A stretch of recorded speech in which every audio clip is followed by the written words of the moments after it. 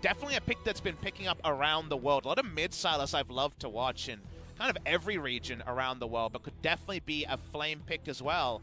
DAMWON Gaming want to find some winning lanes to make Olaf's job a bit trickier.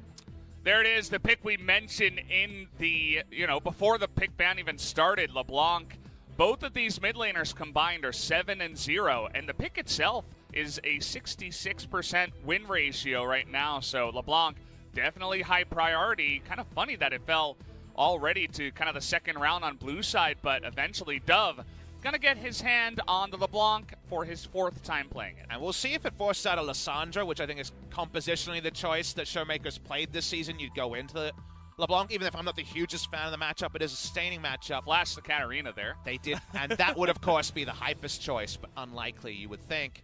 Or will it be a new champion in the mid lane for Showmaker? The Yasuo is something they're hovering here, and the Jinx is something that's picking up priority on patch 9.4. We're going to hold the mid lane probably to last overall pick, but it could be the Sylas trying to brawl with the LeBlanc.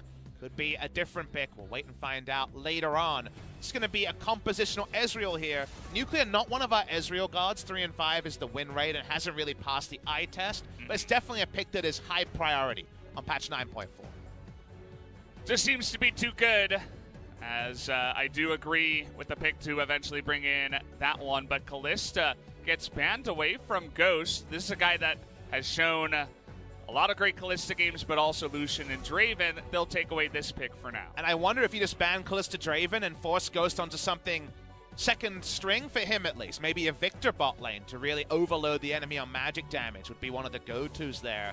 But they're actually not going to ban away the Draven. They're going to say, okay, Ezreal Tom is a pretty safe lane. Yes, it's not great against Draven Braum, but it's something that we're willing to sacrifice.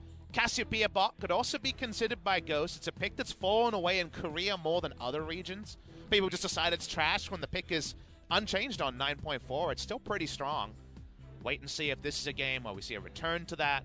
Sandbox Gaming, knowing that there could be an overall last pick for Showmaker, maybe they're going to force that, because you could kind of just take Syndra here and then extend one of your flexes or force a Riven jungle to be taken earlier in the draft.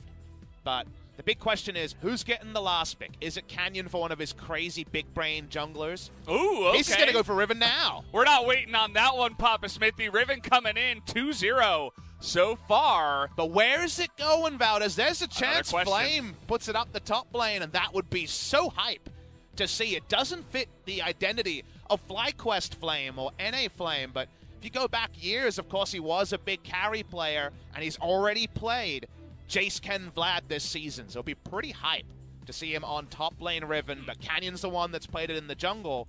Sandbox Gaming go different. They're going to go actually to a utility bot laner, but it's going to end up being the Ashe after all. Very cool to see. Someone to get eyes on the Riven with those hawk shots early. If it does end up being a Yorick blind pick, it could be into the Sylas, of course. Fiora is another one we know, but a Challengers Korea matchup I really liked that I think we might see played this week is Gnar into Yorick. I think Gnar coming back into Yorick is a really big chance. It's a pick the Flame is known for. It's a big pick for Sword, so it could be a pick for Griffin tomorrow in their series. It's not the KO rework patch. We're going to get the KO shout-out from Beryl. Thanks, Beryl. As he is just going to go into the Aurelia instead. But where is Aurelia going? We're thinking top lane because, of course, Aurelia no longer gets damage reduction on her W against magic damage. So the mid lane matchup isn't what it used to be. You can still do it. But, of course, there is that direct nerf you feel against mid lane Aurelia. Wait till 20 seconds to see the lane assignments here. I would imagine Sylas mid, Aurelia top, but Sylas can also sustain through and brawl with the Yorick early, and maybe that's enough to shut down Olaf when he's strongest. Yeah, we've seen a bit of that as well. Julia on Julia action with the Maiden coming out, but last second swap means that it will be Sylas into the LeBlanc, and Aurelia up against that Yorick in the top lane. Yeah, that was what we were expecting. That's the most prototypical approach. No Riven top lane, but Riven jungle is something you can't turn your nose up at. Canyon's playing this. We've seen so many LCK junglers in solo queue trying to copy him, and some of them better than others. But Canyon clearly played plenty of off-lane or off-roll Riven in his time, so he's ready to go. And it is something that people just don't know exactly how much damage a jungle Riven does. Olaf wins in tempo in so many matchups, but if you get all your auto attack cancels perfectly, you can always be caught off guard by Riven skirmishing as early as level 3. As you mentioned, if there will be a guy to do it, it will be Canyon. Doesn't waste any time. Maybe knowing, hey, he could be replaced in the next game, especially if DAMWON go down. So he's going to show off his Riven right away while he can and not waste any time with that one. We'll see if he can make some ganks work with the top and mid laners here as Nuclear also returns to the Ezreal. See if he finds more success on that tonight as we're going to jump into game number 1 right now. Sandbox versus DWG.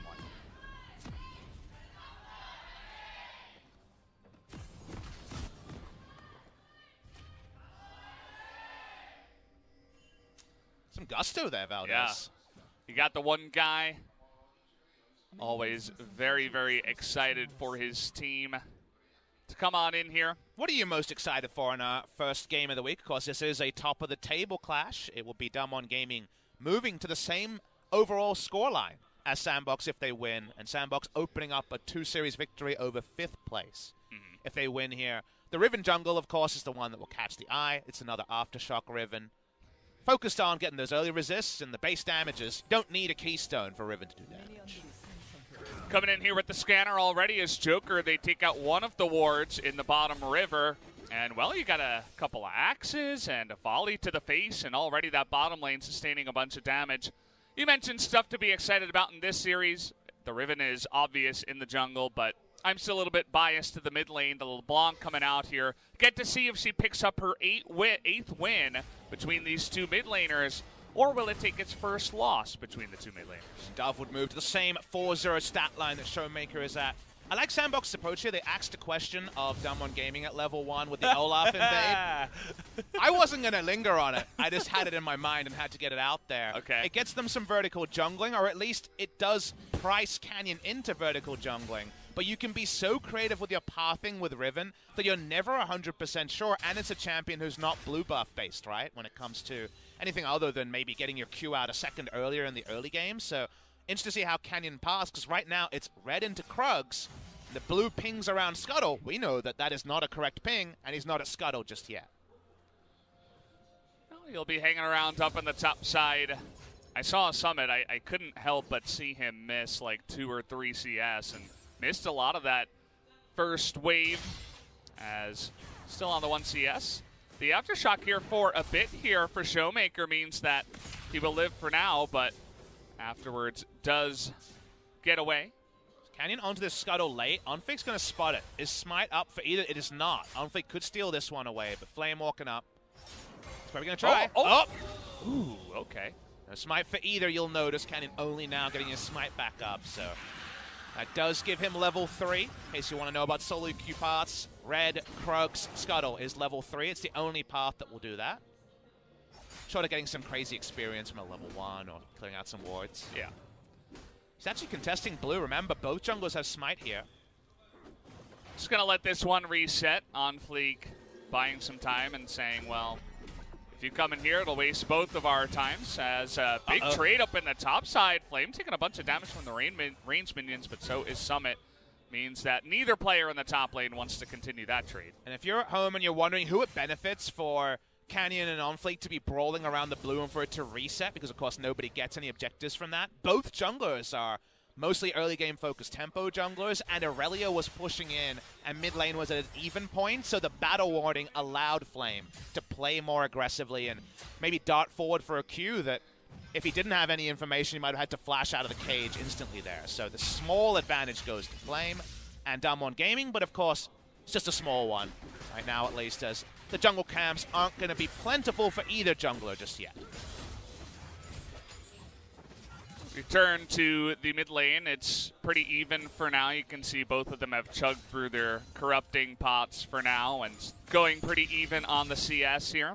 Notice that Showmaker has Aftershock and Teleport. Just very much wants to have presence in the lane and be farming out and not die, while Dove on the other side has Electrocute and Ignite, so could definitely light up that mid lane and get a little bit more aggressive. I don't think we talk about this enough, but we should mention it's Mid-jungle are extended skirmish champions, and both have Aftershock. So that means that if you fight early, and the skirmishes are what Olaf and Riven Jungle are about, Aftershock is so strong in the early game, right? All the flat resists, which mean in the early game, when people can't have the ability to contest the damage mitigation just with damage items because it's so early, Aftershock can be really big. So I want to see Canyon continue to play like you see on the minimap. Very, very aggressive, pushing up. Early Drake's the first spawn Infernal. I think double Aftershock for a first spawn Infernal is a match made in heaven, because those resists will be very important. In scenarios like that, expect to see them brawl more aggressively than any duo you would expect against LeBlanc Olaf. LeBlanc Olaf's up there as a blind pick skirmish kind of A+ tier choice, and yet maybe DAMWON have found a way to contest it. Yeah, I mean, Aftershock, everybody kind of knows it's extremely strong. I mean, I would consider it to be probably top 3 or top 2 in terms of main runes that you can take. If you can proc it, generally it's not a bad idea to take it on pretty much any champion. So definitely like the pick in general. And it plays into the arms race of early game, because what do you see almost every mid laner do? We don't even make double dank seal jokes anymore, because 2 Dark Seals is standard. And why do you go 2 Dark Seals? Because for 700 gold, it gives you the most stuff that helps you fight in the early game. So if you say, okay, both mid laners went double Dark Seal, who has the advantage, the Aftershock gives you more stuff in the early game than the Electrocute. So this arms race for early game mid-jungle priority in Korea, if you're seeing Riven Jungle versus Olaf and double Dark Seal on basically every mid laner, lets you know the mid-jungle and its ability to impact the map is really prized right now, and it feels like DAMWON Gaming eke out kind of a 60-40 advantage with their keystone choice. Yeah. Meanwhile, taking a look at some of the other runes, top lane is Conqueror versus Conqueror on 9.4, so making use of that one. And always got to look at the supports, as Unsealed Spellbook here for Beryl means that we could have some shenanigans with Abyssal Voyage Smite or anything crazy. Could also have some really nice map presence if he does take Teleport in just a bit. And we should mention that he there is Beryl. Hoyt has definitely started more games. I imagine Beryl is in because of solo queue. Right now he's ranked 7 on the Challenger ladder, so probably rewarding him for form. Predator's popped by OnFlake. They want to return to this blue buff they stole earlier in the game. Hasn't really led to a level lead in the jungle, but OnFlake getting the blue means that his jungle clear is faster, and it does deny a resource from Silas, who can be pretty cooldown reliant, especially on his sustain that he's maxing 7. Doesn't only get the blue, but also gets that rubber-banded Bertha, the Gromp on the red side. For you guys who are unfamiliar with the names, does pick up all that XP and has hit level 6 now. Looks like he's going to immediately use that presence and map control on the bottom side to just go straight onto the Infernal here. Like this choice, as Riven should be on her red, and he is correct. And it subverts what we were talking about with the double Aftershock. They don't even have to fight to get the first spawn Drake here. So losing map control bot side, Ashe does have the natural pushing advantage over Ezreal. And just the extension of the level 1 invade has gotten them a blue buff. So really nice macro stuff from the side of Sandbox Gaming. And it would actually take a pretty extended contest to change the vision situation bot side that Canyon's not interested in making. He's just trying to get similarly rubber banded camps on the blue side. Nice moments here for Sandbox Gaming early, and it's the only thing that separates the two teams. Love that trade there from Showmaker. Just waits it out, gets his Aftershock proc after Dove stepped 1 step too close. After he does get that knock-up, is able to get a very nice trade there. Forces OnFlake to come on over and help him just push back a little bit, as well as both supports actually making their way towards the top side of the map. If you're wondering what this all means going forward with the comps, I actually think there's pretty mirror comps on the blue and red side here when it comes to the future. We're seeing the contest on blue. A lot of people being included here. Ghost and Nuclear have teleport, but don't have teleport available to join. In case you guys are wondering, we're getting the zoom out. Here's the arrow, but it just seems to be for a fight that hasn't started. And actually, Canyon just walks over and says, "No maiden for you." He just killed his girlfriend. Yeah, he's like, okay, thank you for the farm, 50G in my pocket. Summit's girlfriend is dead. Yeah. Murdered by Canyon. And I'm laughing my head off right now. I feel like a bad person. That's dark, Valdez. I know. We do laughed about genocide and 4 and 5 kills from one person. We're very bloodthirsty, actually, it turns out. Please don't re-edit our commentary into scenarios that don't work with it. We are PG-13 where possible. Please don't. So one way, I think people don't do it enough. I don't think people kill Maiden enough in 2v1 or 2v2 scenarios. Definitely in solo queue, you see your jungler gank Yorick and Yorick gets a double kill, and that's in a scenario where the Maiden should have been focused before the Yorick. In lane, you can't just kill the Maiden because then Yorick kills you, right? But in a 2v1 gank scenario, getting the Maiden out of the way really helps out ganking a Yorick. That is pretty nice. I mean, Canyon has to go over and use his smite to do it, but feels worth it in the end. Allows your Aurelia to feel even safer in the lane for quite a while. Currently, that is the lane that has the biggest CS gap.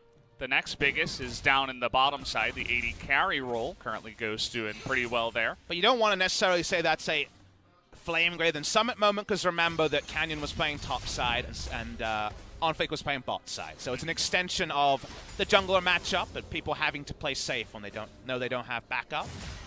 Everything in line. Aurelia top lane becoming more and more of a thing. Was blind picked in one of our series, but we're seeing it blind picked a lot in LEC. It's a wonder favorite. We saw it in Challenger's career earlier this week. It's being picked as a strong laner despite the big nerfs you saw on recent patches. Where this matchup evolves and what the breakpoints are, I'm not as confident as the kind of Fiora matchups and things in the past. I'm still learning about new Aurelia after the changes. She's a lot more unexplored as a champ, but if you can keep a item advantage, which for now we are seeing cemented, who's to say Flame can't run away with this lane, but solo kill potential, I don't see it for the Aurelia. So a lot of the time, if that Drake does get taken a little bit later, you can see trades for the Drake and the Rift Herald. But this time around, it's just going to be started here. Up comes the Tom Kents, making it a 4-on-3 for now. That does mean that Sandbox will have to give this one away. DAMWON will pick up Shelly and use that to their advantage. Map state was in DAMWON's side to be able to make that play, but let's see what the punishment is bot lane. It's the only punishment we're seeing. They're trying to greed for 2 turret plates in this particular case. That's what on a control ward, going to be fine. Looks like they're going to get it, so there's a lot of pushing here. They are able to get some answering gold, and remember, answering a Rift Herald take with 2 turret plates when Rift Herald in this meta is almost always used for 2 turret plates just means a gold assignment thing is Flame's getting bullied. Yeah. Girlfriend's back and angrier than ever, doing a lot of damage up in that top side, and with OnFleek coming on up, that does mean that Flame has to back all the way back to his second turret. And it's not just the bot lane that's getting bullied and taking a bunch of those plates. It's also in the top lane.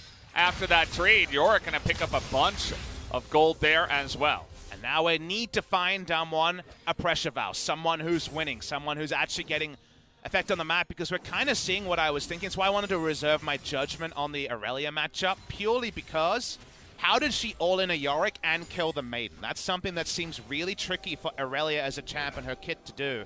It's very good at deleting Zoes in the mid lane in previous versions, and even that reliability went down when the W was changed to no longer repel magic damage, and just dealing with that secondary threat with how much health you're going to pile on is going to be big, and that's why I wanted to see this Rift Herald use topside, get an item lead. I think it's going to be necessary on the Fiora. We got a bit of a race going on here, and it should favor Sandbox, I would believe. We'll see if Flame and Canyon have more damage, but the answer is going to be no, as it does go the way of blue team and Ashe and Braum down on the bottom side. Even though it's a 3v0, remember, because the channel was done when there was more plates, the armor MR buff was adding up with all those enemies around. So it would have been, what, 6 stacks of armor and MR trying to finish this. So no way for DAMWON, even with uneven numbers, to outpush. So the small turret first blood bonus does go to the Ashe. And with the small CS lead she has, it's not quite a gold bounty yet, but I think we're close to one. We're definitely close, and the timing certainly fortunate here for the side of DAMWON. They use that right before the plates do come off. And we'll be able to pick up a bunch of that extra gold to go the way of not only the Aurelia, but also the Riven in the jungle. So do like that play up there.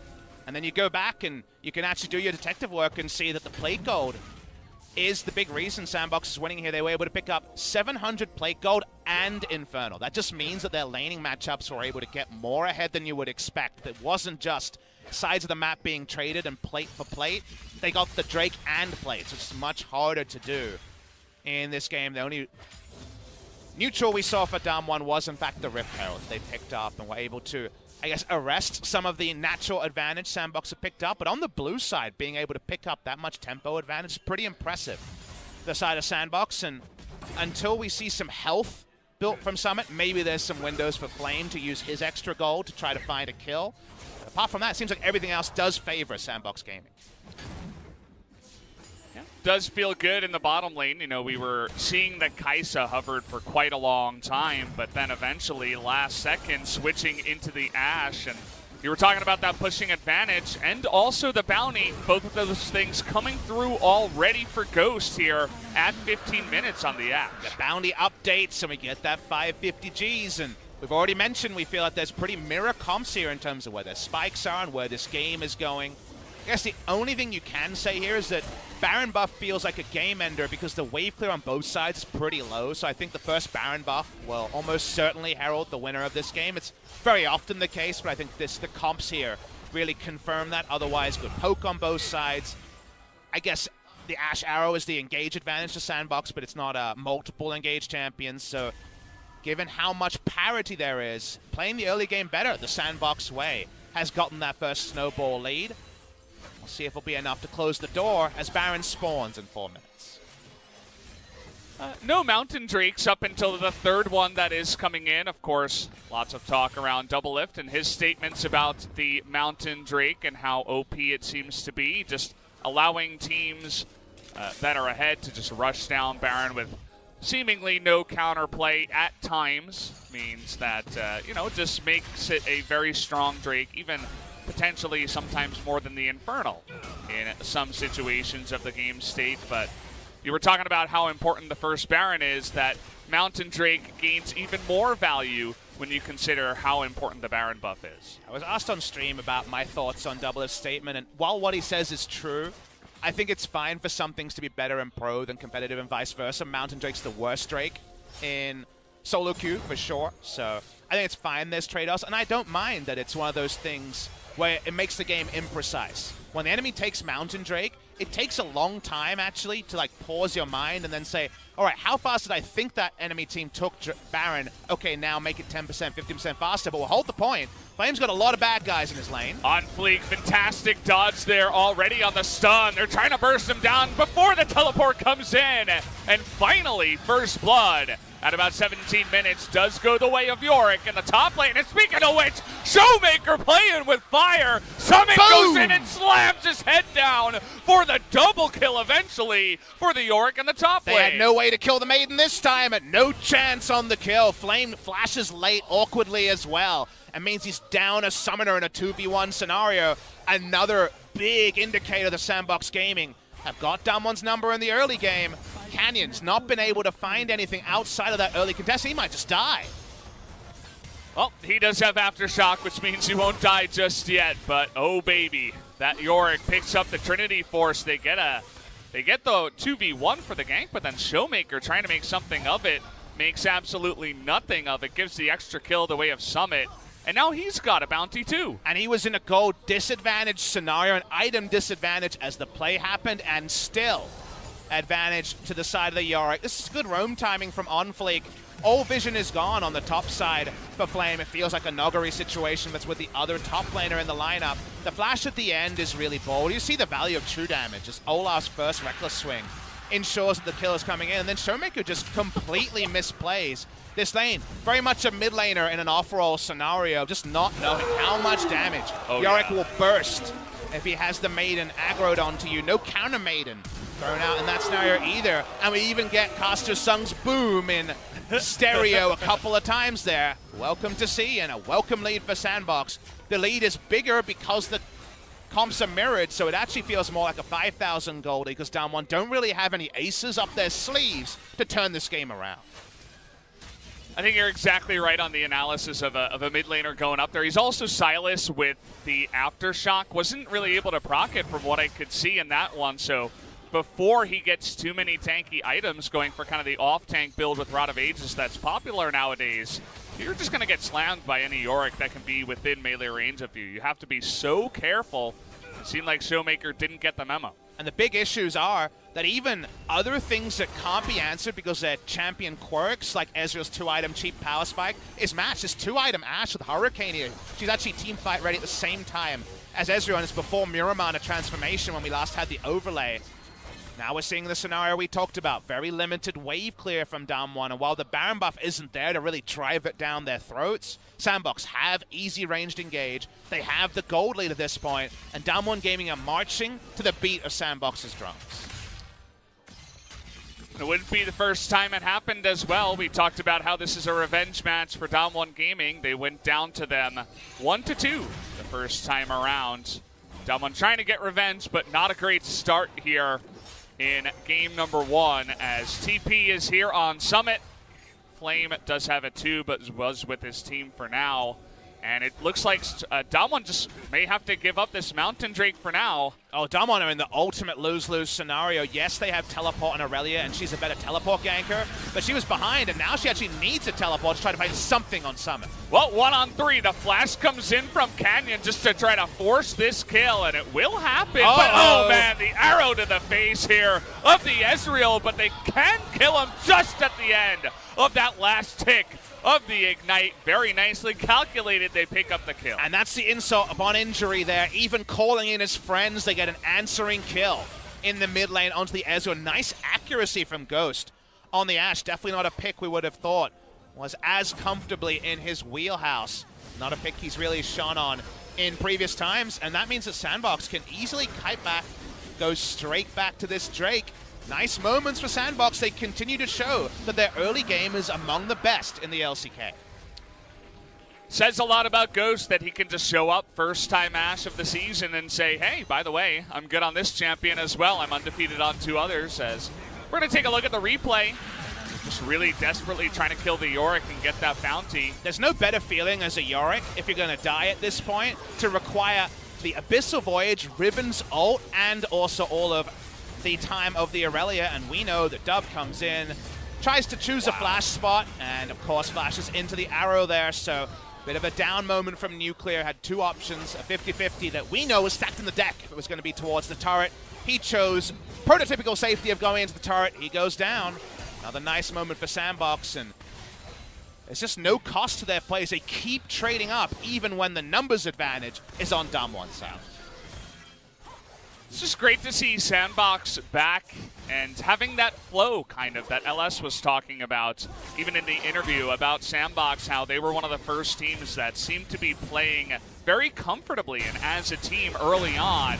Joker going to have to flash away from this one. Maybe they can turn this around. No, Dove just going to back away, but it's great to see that Sandbox, even after they slowly started to tip her off and look a little bit less comfortable, they're able to strike back and be back in form here up against a great team like DAMWON. I know our suspicion was maybe they were just the masters of 9.1, 9.2 flex assassin meta that of course had extended all the way since Worlds, and that they would just inevitably fall off as a team lower on experience. Even Griffin last year, of course, went 5-4 in the second round robin after 8-1 in the first round robin.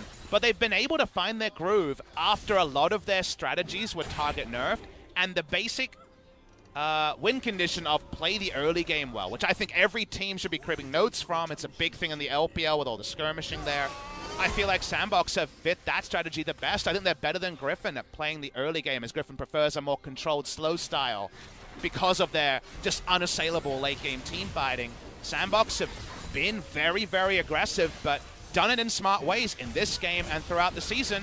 And they've gotten themselves a well-deserved 4,000 gold lead against a comp that with Riven jungle drafted, we know was trying to fight with them early game. We take a look at LeBlanc's item. She doesn't have the sweet hat just yet, but she does a ridiculous amount of damage to everybody that doesn't have magic resist. The only person who really does is the Sylas in the mid lane with the Merc Treads. I suppose the Tom Kench does as well, but that's not going to be really the LeBlanc's targets. He's looking for Nuclear. He's looking for Canyon.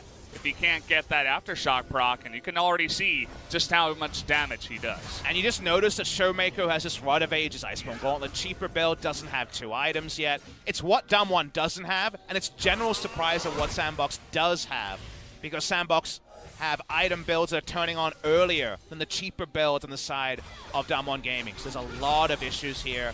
Map control, you notice the control ward line is a defensive triangle that spreads from their raptors to their blue buffs. So they're not actually claiming anything. They're trying to reclaim what was already theirs innately on their sides of the jungle. It shows you that map control is almost gone, and the chances of those Abyssal Voyage flanks onto Soul Members in the side lane, which is what you want from a Tahm Kench Ezreal, seems almost impossible. They're going to be answering rather than posing questions. We feel like Sandbox can continue to try to cement a vision lead around the Baron and then chance their arm at the objective. Certainly does feel that way. We're about 4,000 gold ahead for Sandbox. They have an Infernal and a Mountain for just that extra damage at the Baron and at the objectives. We're going to be looking to actually just tank up the mid turret as even Dove takes a hefty amount of damage from that, maybe a little bit too much. Take a look at Flame's positioning. He's in the mid lane. He's not even down on the bottom side just yet. Maybe looking for an opportunity. As Sandbox, we're getting frisky there, but will return to catch the wave in the bottom lane. I want to draw your attention to Ghost build as well. He hasn't gone Infinity Edge for the late game insurance. He's gone for the mid game cementer in the Guardian Angel. What this says to me is that Sandbox subscribed to the same thing we've been saying on this Papa and Valdez podcast. The first Baron probably decides the game. So go for the snowball item. It might be relevant now. Trying to get on in there to Joker, but not quite able to do it. You can see the burst damage just comes out from Dove and Ghost, who are incredibly fed already. Gonna try to get on top of Beryl here. He's got a stopwatch. That's Tahm Kench, but still able to get in there. And here's Olaf from behind. Says hello to Nuclear. Just gonna smite him to death. Smote down there is the Ezreal. That is 3 kills now, going the way of Sandbox. And playing to their items is something I love to talk about. Sandbox go for the mid-game items. They take the mid-game fight that was posed by DAMWON, who were just too comfortable there. As before, Nuclear even had 3 items on this Ezreal. They turn onto the Baron, and will it be the closeout Baron right now? Flame can't do much to stop it. Oh, man. He gets one auto attack and just gets blown to smithereens by this LeBlanc. He's 3-0-2, 8 stacks on the Dark Seal. The 2 strongest items right back-to-back. Ludens and Rabadons, just unbelievable amounts of magic damage, and Aurelia's got no MR. And I gotta say, Sandbox pressing my buttons this game. I'm getting going over here, Valdez, by their good gameplay. They've been really strong in the early game all season. We watched the replay, and remember, this is initiated by the Ashe, but it's hard committed to by DAMWON Gaming. They feel like they can walk forward, but we already know it's 3-item Ashe who's items ahead. It's actually already the Zeke's convergence here for more damage. They wanted to cement their lead here, and they just close it out. They're able to chase in for further kills. You use the past tense of smote. I'm smitten in this case by what we're seeing from Sandbox Gaming. Definitely getting going over here. Flame thinks he can turn onto an Aurelia, but he takes about 465 damage from just second part of chance. Outrageous. He says Baron, and then he says go Baron after nice. Wow, your Korean's got a lot better. That's actually right spot on there, Papa Smithy. Well, this Baron's going to be spot on as well. How big's the Baron buff power play going to be? Get those numbers on there, Riot Games. We don't see the numbers yet. I'm a fan of big numbers. We can see some big numbers soon. Yeah, calculating for now. As, man, you could see the difference in the mid lane, too, in that fight. He steals the Ashe arrow, arrows Joker, the Braum, and then Joker hops away, stands beside the LeBlanc, who hops over and just one-shots a guy with Ghost. And then the fight just immediately turns in the favor of Sandbox. Extremely one-sided is this first game, even though the first blood only came at 17 minutes. Now, Joker, in a bit of a trouble here, is going to hop away. He seems to be fine now as Summit is going 1v5 in the front, just tanking here for Ghost, who's doing the majority of the damage, takes out the Catfish as Sandbox, the landslide continues. There's just no way. That lambs to the slaughter. It's a huge gold lead. We know that the Baron buff power play is going to be big. It's already 4,000 gold, and there's a couple of Nexus towers to take out before this Baron is done. This first Baron, stronger than I ever thought it was going to be. You seem to be right on the money with that call as 2 inhibitors go down, and they were considering continuing to push on, but with it being 5-on-4 and Beryl coming back soon, they're not going to bite off too much. They have tons of gold in their pockets to go home and spend and return for the next push. What happens when your comps a mirror, and we note already that the wave clear on both sides is pretty poor. Baron buff is always going to be standing gold obliterated. Watch the replay. Joker is too far up. It's not actually a 200 IQ play. He's too far up in this scenario when they're trying to play 2 lanes. But guess what? With a gold lead, it doesn't matter. And this has been Sandbox Gaming the whole season. They get a huge gold lead from very good play in the early game pre-20, especially in the first 14 minutes with the plates. And then, are they perfect Griffin style? No. But they have gold leads where you can bail yourself out of bad scenarios with fat stacks. Atlas is the best at this one. He always talks about hitting people with your wallet. Well, that's what they're doing. They're hitting the enemy with their wallet, even though they're dangling their wallets in front of the enemy. Turns out, you can't steal the gold when they're this stacked. Yeah, you dangle it, and then you smack them with it, and you have a lot of fun if you are this far ahead. I mean, it's 10,000 gold now at 30 minutes. And there's one good news story. Canyon might not die on Jungle Rift, so it wasn't his fault. You know. you know what's really kind of pathetic to watch is Aurelia and Silas from behind. They just kind of sit there. That last fight was Aurelia throwing out her ult and then running away. It's not a good feel for sure. And Nuclear, you talked about, he doesn't have the greatest stats on the Ezreal. Not necessarily his fault in this game, but may add a loss to that one as they thought they could burst down Joker, but again, it's not going to work as LeBlanc is unbelievably fed. This is just so one-sided. Can they get a kill? No, it looks like only a Guardian Angel as finally they get Joker, but only Joker as it feels like a bad joke to them. Game number 1 easily going to go in the pockets of Sandbox Gaming. Those wallets they're hitting DAMWON with are so big I can read the brand name from here. I think it says Gucci on those wallets, and the Gucci gang close out the first game. GG's the call. They know about that nickname. That means the Sandbox Gaming go up 1 game, and the way they did it was just so ordered and smart and played to their draft. DWG tried to fight on Sandbox's playing field of the early game, and Sandbox say, sorry guys, we've been doing this longer, and we've been doing this better. Just right from the beginning, the level 1 at blue, they get power around the bottom side. The Infernal Drake goes the way of the Olaf and Sandbox, and then all of a sudden, 2 people die to Yorick, and it's like the game's one-sided right from there, it felt. Right from the first blood, that was only at 17 minutes. It just turns into a landslide really, really quick, and Sandbox should be very happy with that first win. You know it's a victory when they go straight to the coaching booth, which of course is visible to the fans, and they start talking because they got nothing. They want to hide. They're feeling good about this one already. Very small things in order to adjust in this game, but just a really nice performance from Sandbox and cements what we were suspicious of when we saw the last few Sandbox series of, all right, they've gotten through the kinks of going away from 9.1, 9.2. They've gotten their minds around the new patch, and they're playing 9.4 League of Legends, which means they're a top 5 mainstay in our league. Yeah, you really got to hand it to them. I mean, even the draft was quite clean. They get the LeBlanc for Dove. They get Olaf for On Fleek. Already feeling really good about that. And then the MVP of the early game turns out to be the Yorick, who smashes 2 people in the top side off the back of an Olaf gank, and felt really, really good from the side of them, straight from pick and ban all the way into the game. We thought this was going to be a close series. Well, game 1 tells a different tale here, as in 31 minutes, lower than the average here for Sandbox, they do pick up the win. Not often you out-damage in every role, but that happened in this game. Huge lead in the top. We thought the Fiora might struggle as the time went on. We held our breath. We hoped to see a reason, but we couldn't see it by the end. There were other choices available, remember. Could have considered the Riven top lane. Could have been another of Flame's champion pool. We didn't see it in this game, and the Aurelia didn't impress us. The Aurelia didn't really impress. Riven never really got a chance either. Silas from behind, kind of laughable. We're going to have to see a different kind of pick and ban with DWG on the blue side the next time around, and I hope it does turn